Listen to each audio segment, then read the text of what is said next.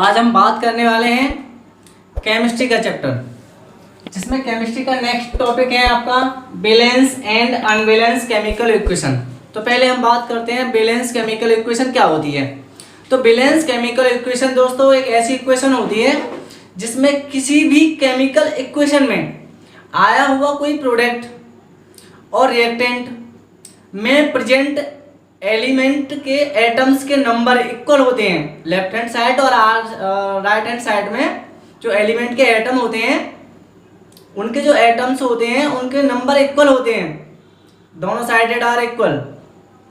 तो ऐसी इक्वेशंस के लिए हम बोलते हैं बैलेंस केमिकल इक्वेशन।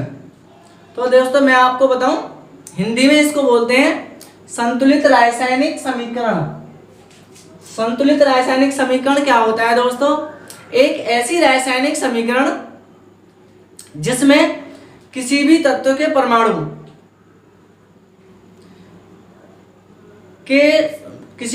परमाणु की संख्या दोनों ओर समान होती है। ऐसी रासायनिक समीकरण के लिए संतुलित रासायनिक समीकरण कहते हैं। तो दोस्तों केमिकल कोई भी रिएक्शन लिखते हैं और उसमें देखते हैं कि किसी भी तत्व के जो परमाणु होते हैं। तो मैं एक बात और बताऊं दोस्तों, जैसे मान लीजिए कि हमने कोई आयरन का टुकड़ा ले लिया और आयरन का टुकड़ा ले लिया, वो क्या है? एक सब्सटेंस, कोई एलिमेंट। जब वो एलिमेंट है तो उसमें जो छोटे छोटे पार्टिकल्स होते हैं वो एटम होते हैं। तो एलिमेंट में क्या होते हैं दोस्तों? एटम। और एटम में क्या होते हैं? प्रोटॉन, इलेक्ट्रॉन और न्यूट्रॉन। तो देखिए इक्वेशन ले लेते हैं दोस्तों। सल्फर डाइऑक्साइड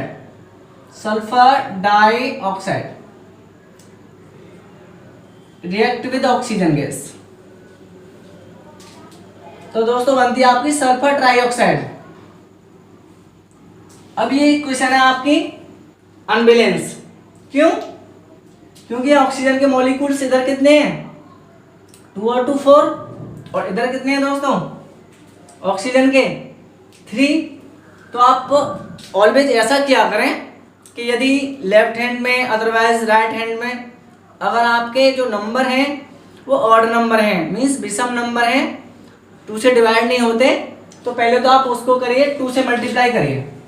तो हम क्या करते हैं? सबसे पहले 2 से मल्टीप्लाई करते हैं कि जिससे कि दोनों ओर जो नंबर है वो इवन में आ जाए। जब इवन में आते हैं तो फिर उसके बाद देखते हैं दोस्तों 2 3 जा 6, इधर 6 एटम हो गए और सल्फर के भी 2 एटम हो गए। सल्फर के 2 मॉलिक्यूल हो गए दोस्तों, और सल्फर के यहाँ पे भी आपको 2 मॉलिक्यूल करने पड़ेंगे। तो ऑक्सीजन के मॉलिक्यूल देखते हैं 2 2 जा 4, और इधर भी है आपका 4 और 2 6, और 2 3 जा 6, H2 और H2। तो कहने का मतलब क्या है दोस्तों? ये आपकी जो इक्वेशन है ये है बैलेंस केमिकल इक्वेशन, मतलब संतुलित रासायनिक समीकरण। एक ऐसी समीकरण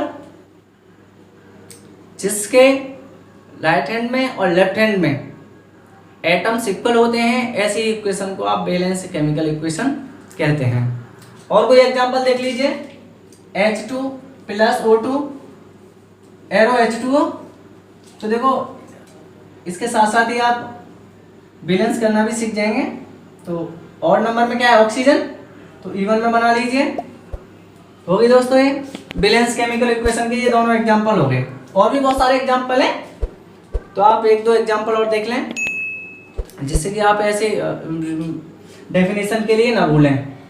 तो आई होप कि दोस्तों समझ में आया होगा बैलेंस केमिकल इक्वेशन। दोस्तों बैलेंस केमिकल इक्वेशन के बाद अब हम बात करेंगे unbalance chemical equation. Unbalance chemical equation क्या होती है?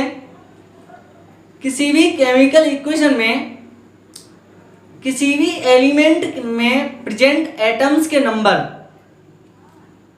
अनइक्वल हो, मींस बराबर ना हो दोनों साइड में। जैसे इधर हाइड्रोजन के एटम 4 हैं, इधर 2 ही रह गए, या फिर इधर ऑक्सीजन ज़्यादा हो गया, ऑक्सीजन इधर कम रह गया, मतलब कि कोई भी एटम्स सेम ना हो, तो ऐसी केमिकल इक्वेशन को हम अनबैलेंस केमिकल इक्वेशन भी कहते हैं। तो दोस्तों क्या है अनबैलेंस केमिकल इक्वेशन?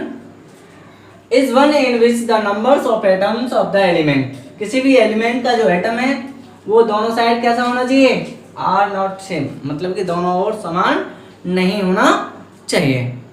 तो हिंदी में दोस्तों इसको बोलेंगे असंतुलित रासायनिक समीकरण।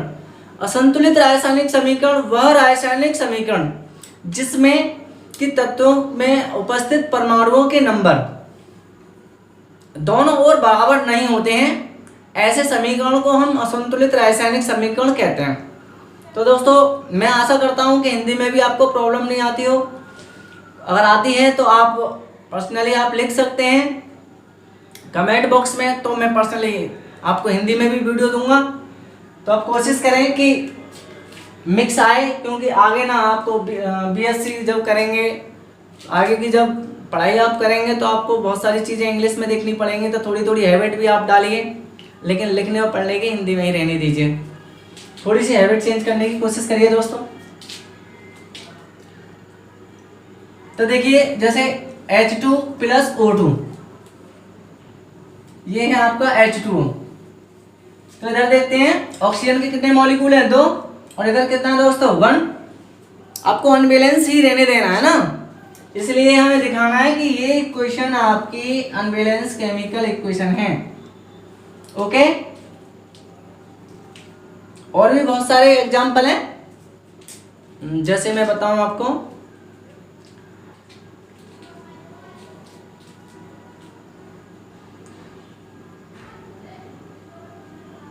Sodium react with H2 arrow. Sodium जब जल के साथ रिएक्शन करता है वाटर के साथ तो क्या बनता है, NaOH, सोडियम हाइड्रोक्साइड, और दोस्तों हाइड्रोजन गैस निकलती है। तो देखना इसमें भी एटम अगर आप देखेंगे, इधर 3 एटम है हाइड्रोजन के और इधर 2 एटम ही है। इधर ऑक्सीजन का 1 है, एक सेम है, बाकी सब सेम है, लेकिन कुछ तो है जो सेम नहीं है। जब सेम नहीं है तो इस इक्वेशन को क्या बोलेंगे, unbalance chemical equation, otherwise Hindi में कह सकते हैं असंतुलित रासायनिक समीकरण। तो आई होप कि दोस्तों क्लियर हुआ होगा। बैलेंस और अनबैलेंस मीन संतुलित और असंतुलित रासायनिक समीकरण। तो आप नोट कर लें, अदरवाइज इसको स्क्रीनशॉट ले लें इसका। तो दोस्तों मेरी वीडियो अगर आपको पसंद आई है तो लाइक करें, सब्सक्राइब करें एंड शेयर करें, जिससे कि मैं कंटिन्यूटी बनाए रखूं और आपकी समझ में अच्छा आए।